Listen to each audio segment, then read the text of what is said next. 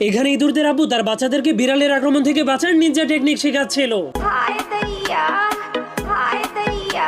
এমনকি তাদেরকে ইঁদুরের ফাঁদের ভেতর থেকে কিভাবে খাবার চুরি করতে হয় সেটাও শেখাচ্ছিল। খাও মা কসম। আর এখানে বিড়ালদের আম্মু তার বাচ্চাদেরকে কিভাবে ইঁদুর শিকার করতে হয় তার ট্রেনিং দিচ্ছিল। হিসাব বোঝো না, দুধু খাও, তোর মরণের চুলকানি উঠছে।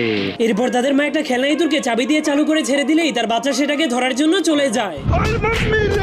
কিন্তু সেটাকে ধরতে গিয়ে তার বাচ্চার অবস্থা অনেক খারাপ হয়ে যায়। ঠিক তখনই একটা চালাক ইঁদুরের বাচ্চা ট্রেনিং এর হাত থেকে বাঁচার জন্য চুপচাপ ঘর থেকে পালিয়ে যায়। এমনকি একটা বিড়ালের বাচ্চাও সুযোগ পেয়ে ঘর থেকে পালিয়ে যায়, যার কারণে তখনই তাদের দুজনের সামনাসামনি দেখা হয়ে যায়।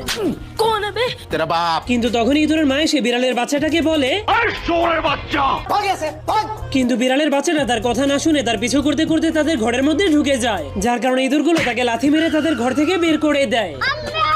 এই জন্য সে কান্না করতে করতে তার মায়ের কাছে গিয়ে ইঁদুরদের নামে বিচার দিয়ে দেয়, যা